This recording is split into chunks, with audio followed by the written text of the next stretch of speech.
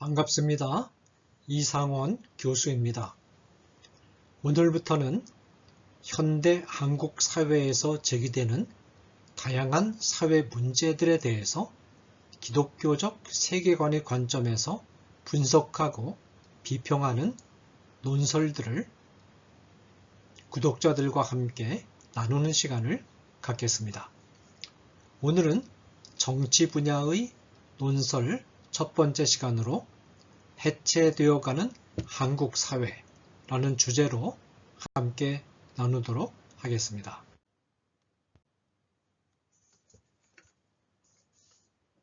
한국 사회가 전반적으로 급속하게 해체되어 가고 있습니다. 구한말, 일제 36년 강점기, 6.25 전쟁 등을 겪는 동안 절대 빈곤 국가였던 한국은 경제개발 5개년 계획기를 거치면서 세계를 놀라게 한 한강의 기적을 통하여 세계 10대 경제 강국으로 올라서고 1948년 건국 이후에 동아시아 3국 가운데 가장 발전된 자유민주주의 국가로 발돋움했습니다. 또한 종교적으로는 폭발적인 기독교의 부흥을 경험하는 등 빠른 속도로 발전되어 왔으나 지금 급속한 해체의 징조들이 사회의 모든 영역에서 감지되고 있습니다. 먼저 서구 사회의 미시적 해체운동과 거시적 해체운동. 한국 사회의 해체는 세계적인 시대사조의 변화, 특히 서구 사회를 지배하는 시대사조의 변화와 깊이 맞물려 있습니다. 한국 지성계를 주도하는 지식인들이 주로 북미와 서유럽에서 공부하고 온 사람들이기 때문에 이들을 통하여 서구의 시대사조가 한국에 들어오는 것은 자연스러운 일입니다. 서구 사회 해체는 한마디로 말하면 절대적 신적 규범을 신봉해온 기독교 문화권을 해체시키는 것을 의미합니다. 이 해체운동은 르네상스에서 시동이 걸렸고 칸트에 의해서 철학적인 이론적 배경이 깔렸으며 20세기에 들어와서 실천적으로 전개되기 시작했습니다. 20세기에 들어와서 미시적인 시대사조와 거시적인 시대사조가 각각 다른 방향에서 전개되었으나 기존 사회구조를 해체하는 쪽으로 방향을 잡았다는 점에 있어서는 일치합니다. 미시적 차원에서는 도덕적 판단은 이성적 추론에 근거한 판단이 아니라 인간의 감성적인 직관이라고 파악한 직각론이나 정서론, 단어의 의미에 대한 초미시적인 끝없는 분석에 함몰되어 버린 언어 철학과 분석 철학, 실제는 보편적 관념이 아니라 구체적이고 순간적인 실존적 사건이라고 파악한 실존주의 등은 형이상학에 있어서의 진리 판단 그리고 윤리학에 있어서의 규범 판단의 영역에서 보편적 진리와 보편적 규범을 해체시켰습니다. 거시적 차원에서는 마르크시즘과 네오마르크시즘이 사회구조 해체를 주도했습니다. 마르크시즘은 경제적 평등의 기치를 내세우면서 혁명을 통한 자본주의 사회 구조의 해체를 주장했는데 이 해체에는 사회의 법률, 도덕, 종교의 해체가 포함될 수밖에 없었습니다. 왜냐하면 이와 같은 사회의 상부 구조들은 모두 부르주아 계급의 정치 및 경제적 이익을 위장한 집단들에 지나지 않는 것으로 해석되었기 때문입니다. 사람들은 1992년 베를린 장벽의 붕괴를 상징적인 사건으로 해서 공산주의 계획경제가 무너지면서 마르크스주의가 사멸된 것으로 속단했으나 그것은 큰 착각이었습니다. 마르크스주의는 프로이드의 사상 곧 모든 사회 문제의 원인을 본능적인 욕구인 성욕을 억압한 데서 시작하는 것으로 파악하고 이 억압이라고 할 때는 결국 기독교적 성윤리를 가리키는 것이죠. 이 억압으로부터의 성욕의 해방을 말하면서 부르주아 계급의 자리에 이성애자들의 집단을 치환시키고 프롤레타리아 계급의 자리에 동성애자들의 집단을 핵심으로 하는 젠더주의자들을 치환시킨 다음 마르크스주의의 전략을 그대로 받아들인 신마르크스주의로 옷을 갈아입고 다시 등장했습니다. 신마르크스주의는 시민들을 성애화시킴으로써 보편적인 질서로서의 이성애에 기반을 둔 가족구조, 이성애의 보편적 규범성을 강조하는 교회와 신학을 해체시키고자 했습니다. 먼저 한국 사회에서의 해체운동 첫 번째, 신학의 영역입니다. 서구에서 유입된 시대사조의 영향을 받아 우리 사회 각 영역에서도 해체가 진행되고 있습니다.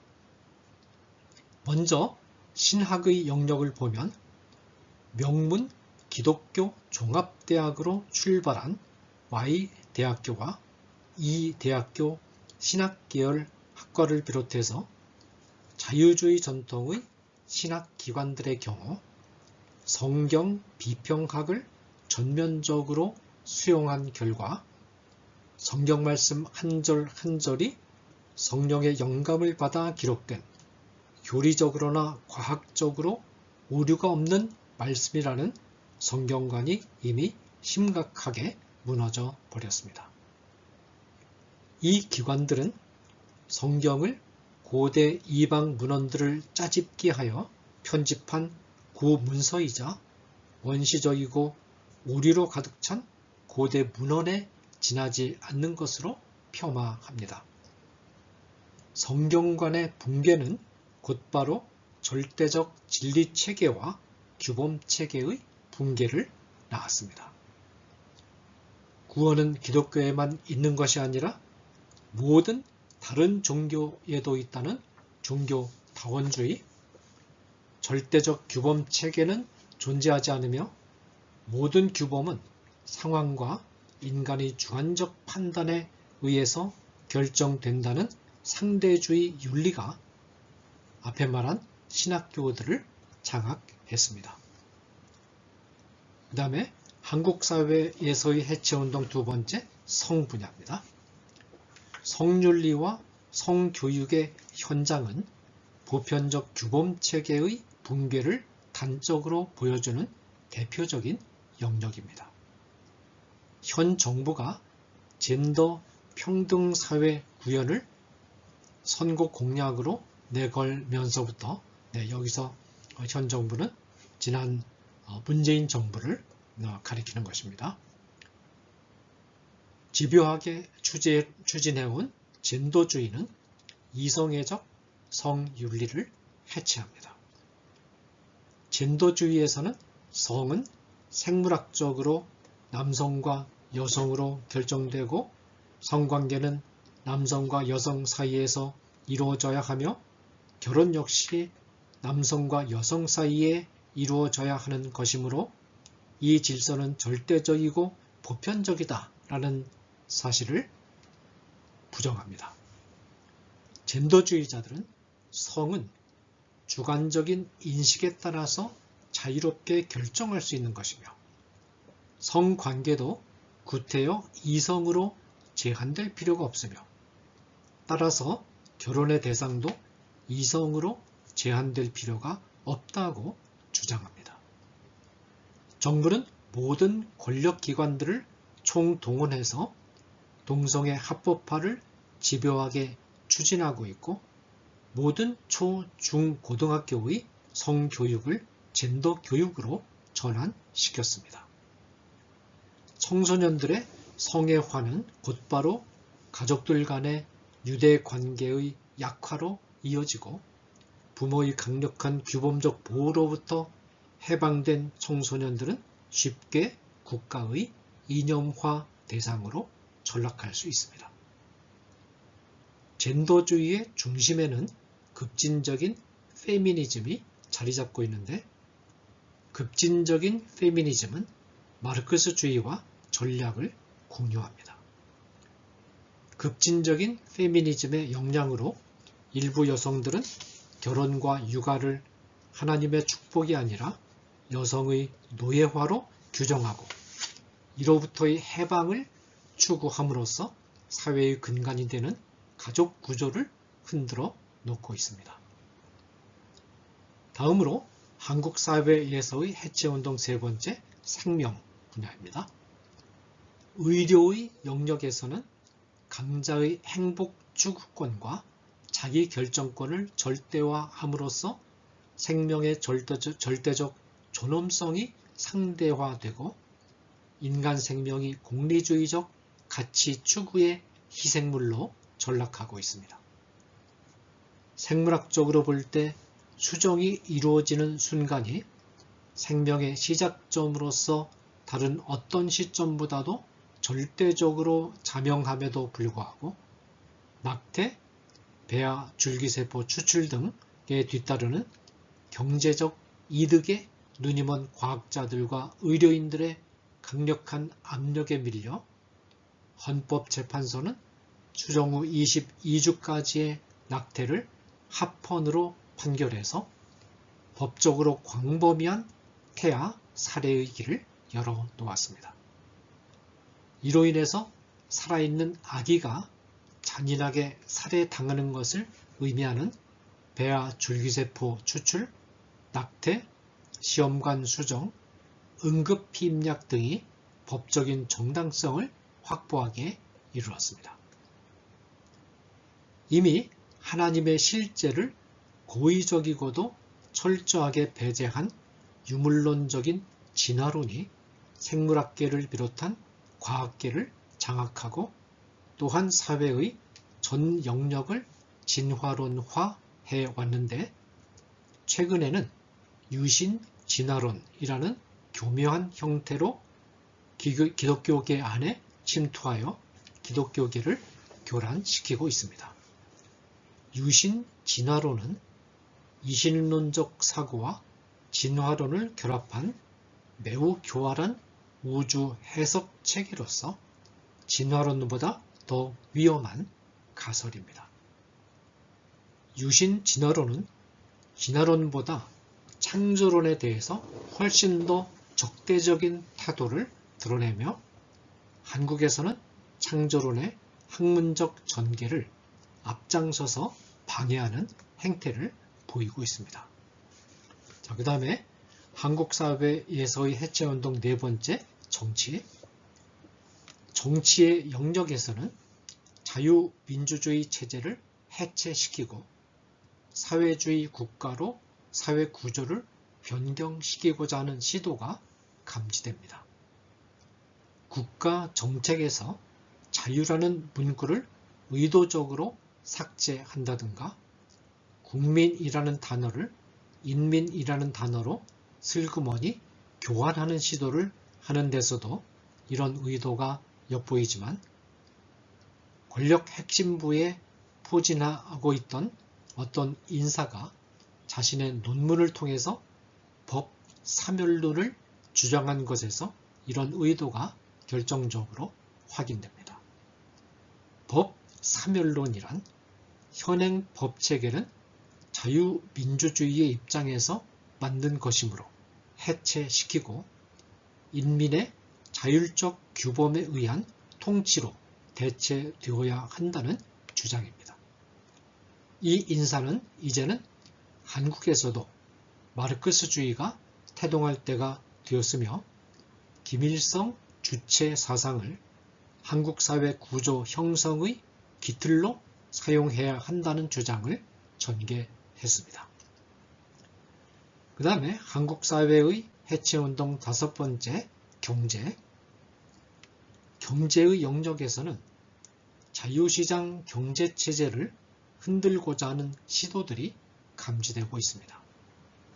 최저임금제 도입이 자영업자들의 어려운 현실을 고려하지 않은 채 무리하게 적용되고 있다는 비판을 받고 있는데, 이러한 정책은 대학 교수 고용정책인 대학의 강사법에도 그대로 적용되고 있습니다. 강사법의 취지는 피상적으로만 보면 나무랄 것이 없어 보입니다. 강사의 열악한 처우를 개선해서 4대 보험을 들어주고 한 번 채용하면 일정 기간 강의할 수 있도록 보장해주고 방학 중에도 월급을 지급한다는 것입니다. 그러나 강사법은 강사들의 현실을 무시한 고용법입니다. 지원자 수의 급감으로 대학의 재정이 어려워진 현실 속에서 강사들에게 이와 같은 대우를 해주면 대학은 인건비 때문에 재정 파탄에 직면하게 됩니다. 이것을 우려한 대학들은 10명 가운데 9명 이상의 강사들을 쓸 수 없게 되었고, 그 결과 많은 소장 학자들이 졸지에 실업자로 나앉았습니다. 강사법이 없었을 때는 공부를 마친 젊은 학자들에게 대학의 필요에 따라서 적절하게 강의도 맡기고 이들의 어려운 형편을 고려해서 강의 자리도 만들어주는 여지가 있었습니다. 젊은 학자들도 비록 전임이 되지는 못해도 몇 대학의 강의를 맡으면 그런대로 생활을 하면서 기회를 기다릴 수 있었습니다. 강사 채용을 대학 자율로 맡겨두었더라면 훨씬 더 많은 강사들이 혜택을 누릴 수 있었을 것입니다. 그러나 현실을 무시한 강사법은 강사 세계를 폐허로 만들어 버렸습니다. 자, 마지막으로 해체를 차단해야 되는데 그 해체를 차단하는 길은 보편적 진리와 절대 규범을 회복하는 길입니다. 그러면 이제 우리는 어떻게 해야 하겠습니까? 해체를 차단하는 길은 보편적 절대 진리와 절대 규범을 회복하는 것입니다. 그러면 인간의 힘과 지혜로 보편적 절대 진리와 절대 규범의 회복이 가능한가? 그것은 불가능합니다. 이 작업이 불가능하다는 사실을 보여준 철학자가 헤겔이었습니다. 헤겔은 죽는 날까지 인간의 이성을 통하여 보편적 진리에 도달하는 것이 가능하다고 믿었습니다. 보편적 진리에 이르지 못할 때 현실 속에서는 정의 명제와 반의 명제 사이에 갈등이 일어납니다. 헤겔은 이성의 힘을 통하여 정의 명제와 반의 명제 간의 갈등을 지향하고 합의 명제에 이르는 것이 가능하다고 믿었습니다. 그러나 합의 명제에 도달한 순간 곧바로 이에 반하는 반의 명제가 다시 생성되고 이를 통합하기 위한 지향의 작업이 다시 시작되는데 이 작업은 무한히 반복됩니다. 이 말은 이성을 통하여 합의 명제에 이르는 길은 영원히 불가능하다는 뜻입니다. 절대 진리로부터라야 나올 수 있는 절대 규범은 우주한 그 어느 곳에나 계시면서도 우주 전체보다도 크신 살아계신 인격적 존재인 하나님으로부터가 아니면 나올 수 없습니다. 그러므로 하나님의 실제에 대한 믿음의 회복이 없이는 현재 진행되고 있는 해체 작업을 궁극적으로 막아낼 수 있는 힘은 없습니다. 이것이 바로 프란시스 셰퍼와 C.S. 루이스가 현대문화의 가장 근원적인 문제를 유물론으로 파악하고 유물론 비평에 천착했던 이유입니다. 유물론은 하나님의 실제를 전제하지 않고 모든 일을 처리하겠다는 태도를 의미합니다. 특히 셰퍼는 일찍이 그의 책 A Christian Manifesto 기독교인의 선언에서 사무엘 러더포드의 명제 곧 법이 왕이다. 여기서 법은 하나님으로부터 오는 법을 가리킵니다. 라는 명제를 포기하면 자유민주주의 국가라 할지라도 공산국가와 다름없는 독재국가로 변질될 것이라는 경고를 한 바 있습니다. 사회주의자들이 주장하는 것처럼 인민의 자율규범의 통치라고 부르던 아니면 세속적 자유민주주의가 주장하는 것처럼 국민 다수의 일반 의지라고 부르던 별다른 차이가 없는 이유는 다수의 의지는 실질적으로는 소수의 권력, 경제, 과학, 엘리트에 의해서 조작된 의지인 경우가 많기 때문입니다. 살아계신 하나님으로부터 오는 절대 진리는 인간 세상은 죄악과 죄악의 비참한 결과에 장악되어 있으며 이 비참한 결과로부터 해방될 수 있는 유일한 길은 오직 예수 그리스도를 통한 대속의 길 뿐이라는 것입니다. 대속의 공로에 근거해서 역사 안에 임하는 하나님의 나라가 유일한 이상사회이며 예수 그리스도를 믿음을 통하여 이 이상사회에 들어갈 수 있습니다. 또한 하나님은 이 절대 진리에 근거해서 창세로부터 종말이 날까지 인류가 준수해야 할 절대적인 규범을 주셨습니다. 온 세상의 운영을 위하여 주신 창조 질서가 바로 그것이며 동시에 이상사회인 하나님 나라의 백성들에게 생활 원리로 주신 율법, 사랑의 대강령, 황금률, 십계명, 성윤리 계명 등이 또한 그것입니다. 예수 그리스도의 대속의 공로를 통한 구원의 길, 이 길을 통해서 역사 안에 임하는 하나님의 나라, 하나님이 주시는 절대적인 규범들인 창조 질서와 도덕법을 마음에 간직한 자들만이 이 사회의 근원적인 문제를 바르게 진단하고 해체되어 가는 것을 차단하며 건강하게 세워가는 일을 담당할 수 있습니다. 감사합니다.